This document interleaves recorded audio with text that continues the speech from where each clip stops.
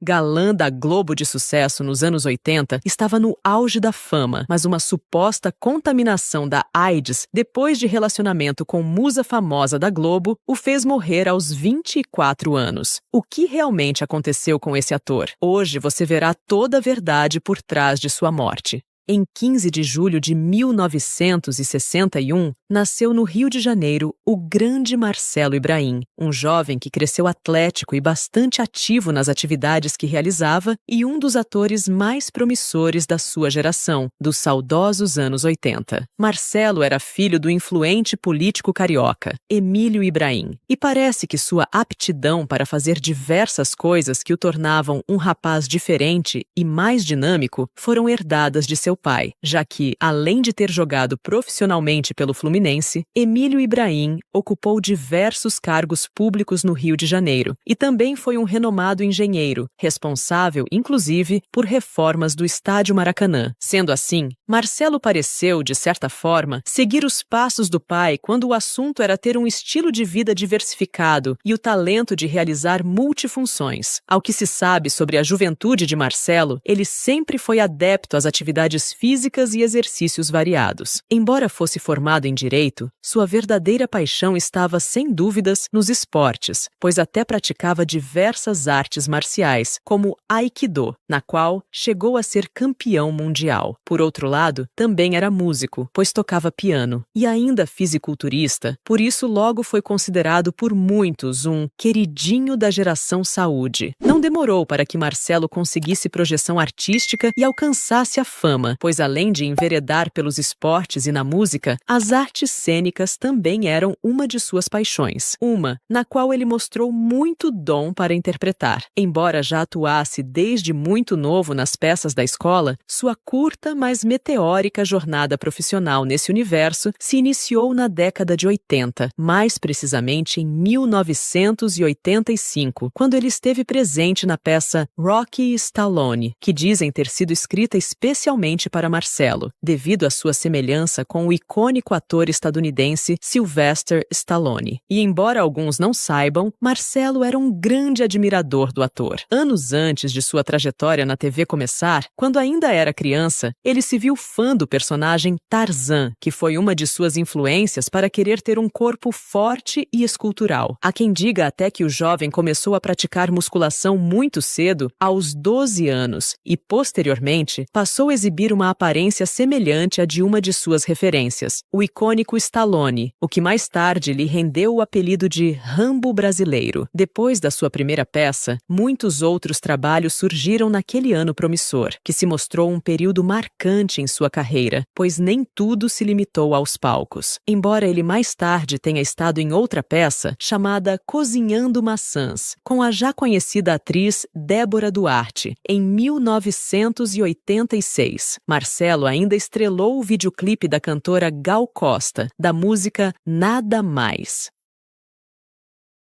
Que você precisa. Para se ter uma ideia de como seu sucesso foi repentino, nessa mesma época, ele foi chamado para integrar o elenco da novela Um Sonho a Mais, que se tornou um grande sucesso entre as tramas das 7 da Globo. E essa, então, foi a sua estreia na TV, interpretando o papel de Beto. Embora seu personagem não tivesse tanto destaque, era amigo de Emílio, que foi vivido pelo ator Roberto Bataglin, um dos protagonistas da trama. Mas isso foi o suficiente para que Marcelo passasse a ser cobiçado, fosse pela sua ótima aparência ou pelo seu físico invejável. Afinal, ele não era fumante e nem consumia bebidas alcoólicas, ao menos pelo que se sabe. Isso, somado aos seus atributos atléticos, ele se consagrou um dos artistas da geração saúde. Não é à toa que, com tantos atrativos, Marcelo chegou a namorar famosas, como Débora Duarte, com quem contracenou em uma peça já mencionada, a cantora Neuzinha Brizola, a atriz Susana Queiroz e a também atriz e queridinha da época Cláudia Magno, com quem teve um relacionamento esse que foi bastante comentado pela mídia, especialmente anos mais tarde. Depois de um ano tão cheio de trabalhos e de ter sua carreira alavancada de uma maneira surpreendente, parecia que o seguinte seria ainda melhor, e o sentimento era de grandes expectativas. A princípio, foi isso mesmo. 1986 começou como havia terminado estrenado o ano anterior, repleto de oportunidades, porque Marcelo agora faria parte da segunda versão da novela Selva de Pedra, outro grande sucesso entre as novelas, que seria exibido no horário nobre das 8, como uma releitura do outro sucesso dos anos 70. Nessa versão, Marcelo viveu o personagem Gastão no momento do ápice em sua carreira, pois sua notoriedade não ficou apenas na TV e nos palcos dos teatros. Queria que você me repetisse agora aquilo que você me chamou. Que eu sou um tocador de bumbo, vagabundo. Repete, vai. Que isso, cara. Você vai se dar mal, hein? O que você tá querendo, hein, seu tocador de bumbo, vagabundo? Olha. Ele ainda foi parar no cinema nacional, quando participou do filme Os Trapalhões e o Rei do Futebol. Filme esse que, como sugere o título, teve participação de Pelé. Vai cuidar da rouparia, o atleta aposentado? Não, aposentado, mas não sou frangueiro. Olha aqui, sabe quanto é que pesa uma bola quando chega na mão do goleiro chutada a 15 metros de distância, sabe? 40 quilos, cara. Metade do teu peso. Eu posso te jogar pro alto como se fosse uma bola! E embora tenha sido o primeiro e único filme da carreira de Marcelo, ele serviu para alavancar ainda mais a sua carreira, que parecia ser muito promissora e indicava que nos próximos anos cresceria ainda mais, com ele muito provavelmente interpretando mocinhos e pegando papéis de protagonismo em produções futuras. Por fim, o astro ainda teve tempo de participar de um episódio da segunda temporada da série Armação Ilimitada, exibida pela Globo nos anos 80, e, curiosamente, o episódio do qual Marcelo participou, conhecido como Jambo para Matar, foi exibido 2 dias após sua partida e dedicado à sua memória. E aí, franguinha, vamos dar um rolê? Hoje eu tô afim de costelinha. Ih, ela é das bravas, hein, galera? Eu me amarro numa magrela.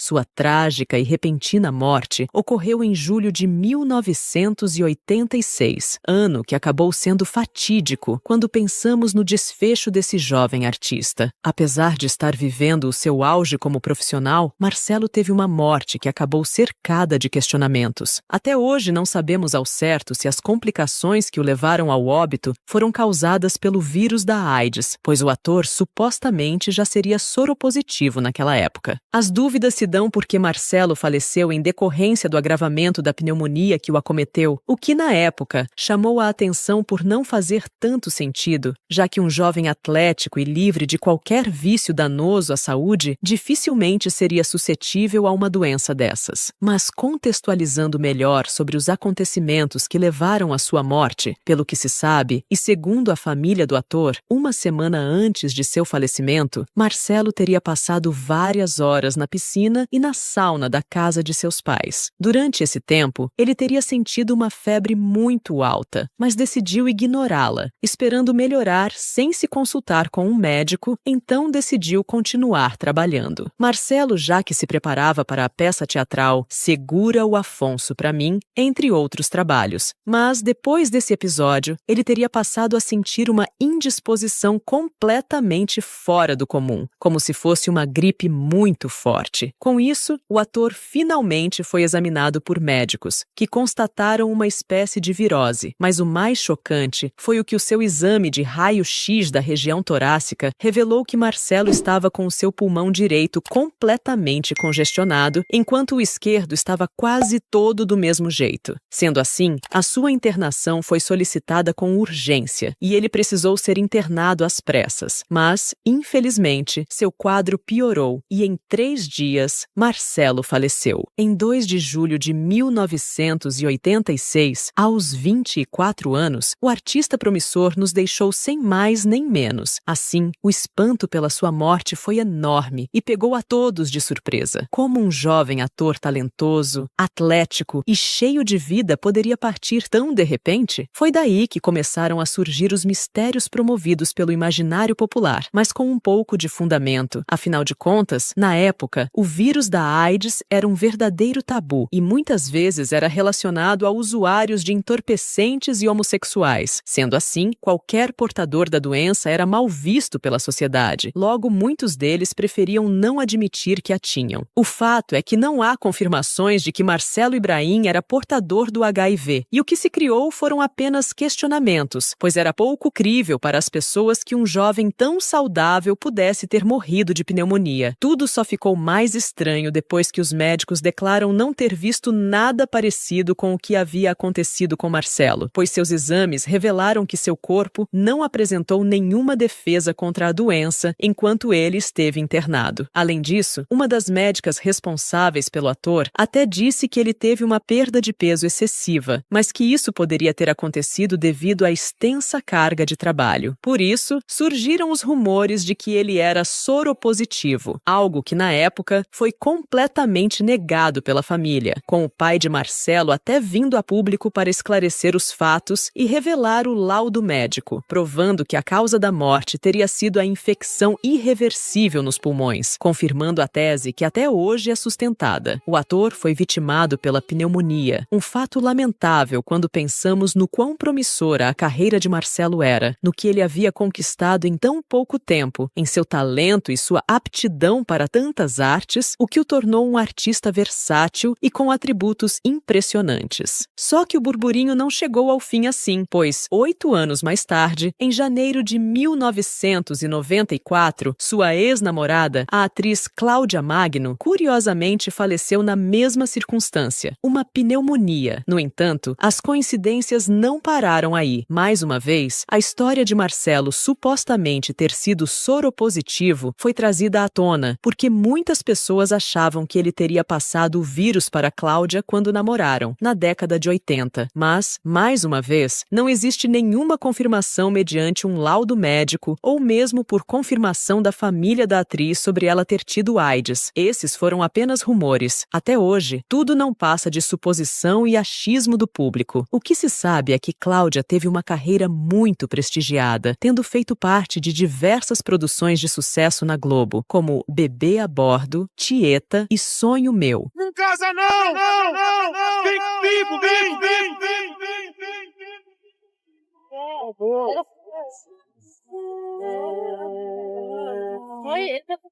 Que foram só algumas das novelas nas quais ela esteve. As informações apontam que, durante as gravações de Sonho Meu, Cláudia teria passado mal diversas vezes, se submetendo a exames, mas nenhum foi conclusivo, logo ela achou que não passava de uma fadiga extrema devido aos vários trabalhos sem pausa. Além da novela em exibição, ela se preparava para um musical com Jonas Bloch. Um tratamento homeopático foi feito pela atriz em busca da melhora. No entanto, pouco depois, no início de dezembro de 1993, ela foi internada com o quadro de pneumonia aguda e ficou assim por quase um mês, até sua situação piorar de uma infecção respiratória e evoluir para uma generalizada, fazendo com que Cláudia falecesse em 5 de janeiro de 1994, aos 35 anos. Com sua partida, os rumores de anos atrás retornaram, já que nenhum exame foi feito pela família para confirmar se ela seria ou não soropositiva, algo que seu irmão negou, dizendo que a causa da morte dela foi uma pneumonia maltratada. Mas, assim como com Marcelo, nenhum exame foi feito para comprovar isso. O que se sabe de concreto foi repassado pelas famílias na época, que o falecimento dos artistas foi provocado por uma pneumonia de causa desconhecida, apenas com indícios de que pode ter derivado de uma rotina de trabalhos excessivos, o que pode ter enfraquecido o sistema imunológico devido à falta